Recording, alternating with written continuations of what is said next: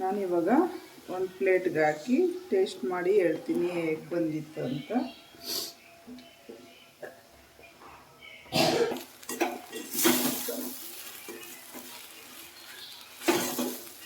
ನೋಡಿ ಇವಾಗೆಲ್ಲ ರೆಡಿ ಆಯಿತು. ನಾನು ಲಾಸ್ಟಲ್ಲಿ ಕೊತ್ತಂಬರಿ ಸೊಪ್ಪನ್ನ ಹಾಕ್ಕೊಂಡು ಸ್ಟವ್ನ ಆಫ್ ಮಾಡ್ಕೊತೀನಿ.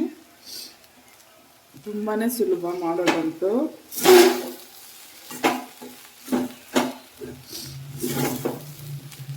5 ನಿಮಿಷದಲ್ಲೆಲ್ಲ ಆಗ್ಬಿಡುತ್ತೆ ಈ ಉಪ್ಪಿಟ್ಟು. ನೋಡಿ ರೆಡಿ ಆಯಿತು. ತುಂಬಾ ಚೆನ್ನಾಗಿರುತ್ತೆ ತಿನ್ನಲಿಕ್ಕೆ.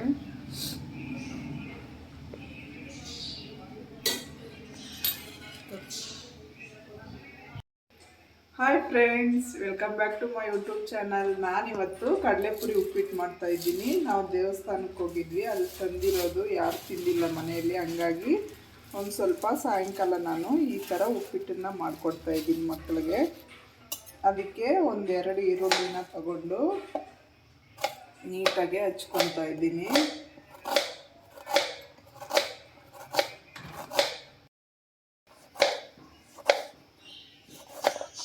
ನೋಡಿ, ಒಂದು ಟೊಮೊಟೊನ ಈ ಥರ ಚಿಕ್ಕ ಚಿಕ್ಕದಾಗಿ ಕಟ್ ಮಾಡ್ಕೋಬೇಕು. 5-6 ಹಸಿಮೆಣ್ಸಿನ್ಕಾಯಿನ ಕಟ್ ಮಾಡ್ಕೊತಾ ಇದ್ದೀನಿ.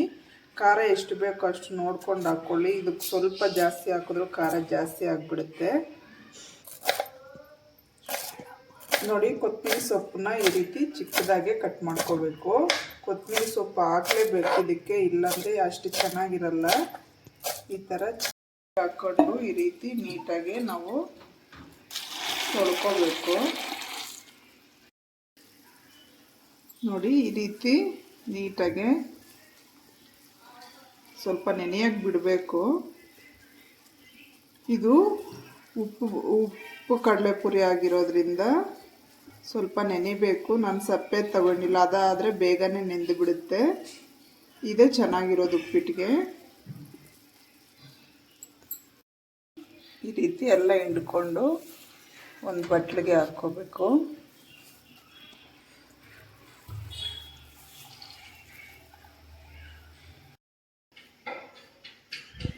ನೋಡಿ, ಇವಾಗ ನಾನು ಉಪ್ಪಿಟ್ಟನ್ನ ರೆಡಿ ಮಾಡ್ಕೊತಾ ಇದ್ದೀನಿ.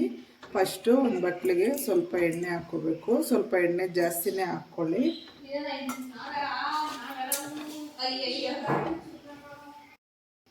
ನೋಡಿ, ಒಂದು ಬಟ್ಲಿಗೆ ನಾನಿಲ್ಲಿ ಎಣ್ಣೆ ಹಾಕ್ಕೊಂಡಿದ್ದೀನಿ.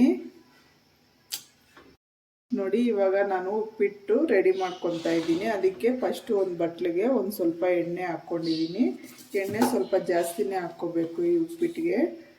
ಎಣ್ಣೆ ಸ್ವಲ್ಪ ಕಾದ್ಮೇಲೆ ಒಂದು ಸ್ವಲ್ಪ ಸಾಸಿವೆ,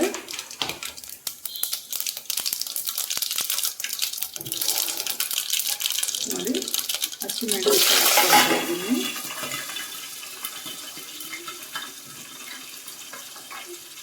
ಮತ್ತು ಒಂದು ಸ್ವಲ್ಪ ಕರಿಬೇವು ಅಷ್ಟೇ ಹಾಕಿದ್ರೆ ತುಂಬ ಚೆನ್ನಾಗಿರುತ್ತೆ.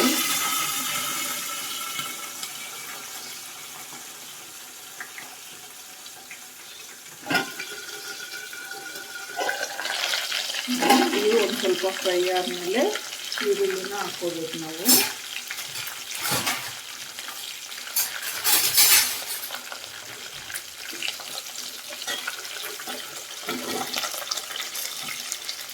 ಈರುಳ್ಳಿ ಈ ರೀತಿ ಉದ್ದುದ್ದು ಕಟ್ ಮಾಡ್ಕೋಬೇಕು ನಾವು.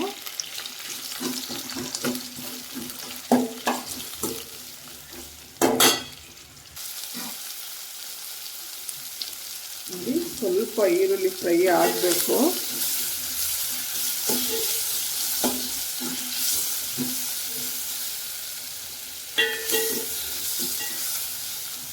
ಇವಾಗ ಈರುಳ್ಳಿ ಫ್ರೈ ಆಯಿತು. ನಾನು ಟೊಮೊಟೊನ ಹಾಕ್ಕೊಳ್ತಾ ಇದ್ದೀನಿ. ಟೊಮೊಟೊ ಇಷ್ಟ ಇಲ್ಲ ಅಂದರೆ ನೀವು ಸ್ಕಿಪ್ ಮಾಡ್ಬೋದು. ಲಾಸ್ಟಲ್ಲಿ ನಿಂಬೆಹಣ್ಣು ರಸ ಸಹ ಹಾಕ್ಕೋಬೋದು.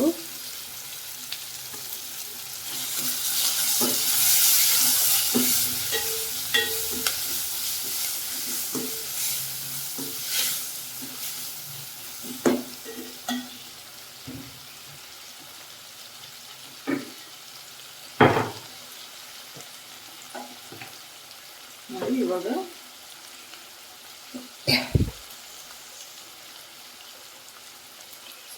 ನಮಗೆ ರುಚಿಗೆ ಎಷ್ಟು ಬೇಕೋ ಅಷ್ಟು ಉಪ್ಪನ್ನ ಹಾಕ್ಕೋಬೇಕು. ಇದಕ್ಕೆ ನೋಡ್ಕೊಂಡು ಹಾಕ್ಕೋಬೇಕು. ಉಪ್ಪು ಬುರ್ಗಾಗಿರೋದ್ರಿಂದ ನೋಡ್ಕೊಂಡು ಹಾಕ್ಕೋಬೇಕು. ಸ್ವಲ್ಪ ಅರಿಶಿನ,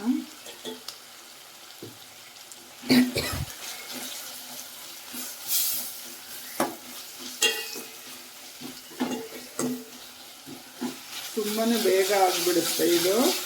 ಮಕ್ಕಳಿಗೆ ಈ ರೀತಿ ಮಾಡಿಕೊಟ್ರೆ ತುಂಬ ಇಷ್ಟಪಟ್ಟು ತಿಂತಾರೆ. ನೋಡಿ, ನಾನು ಕೊತ್ತಂಬರಿ ಸೊಪ್ಪನ್ನ ಇವಾಗ ಸ್ವಲ್ಪ ಹಾಕ್ಕೊತಾ ಇದ್ದೀನಿ, ಮತ್ತು ಲಾಸ್ಟಲ್ಲಿ ಸ್ವಲ್ಪ ಹಾಕ್ತೀನಿ.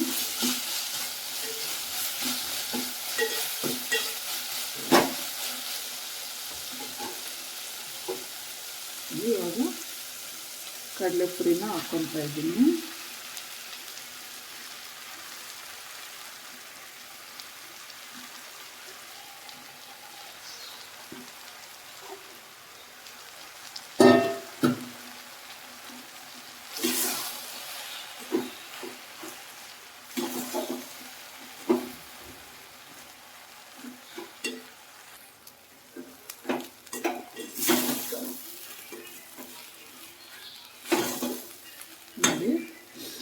ಇವಾಗೆಲ್ಲ ರೆಡಿ ಆಯಿತು. ನಾನು ಲಾಸ್ಟಲ್ಲಿ ಕೊತ್ತಂಬರಿ ಸೊಪ್ಪನ್ನ ಹಾಕ್ಕೊಂಡು ಸ್ಟವ್ನ ಆಫ್ ಮಾಡ್ಕೊತೀನಿ. ತುಂಬಾ ಸುಲಭ ಮಾಡೋದಂತೂ.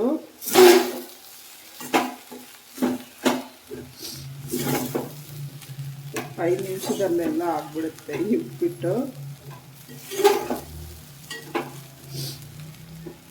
ನೋಡಿ, ರೆಡಿ ಆಯಿತು.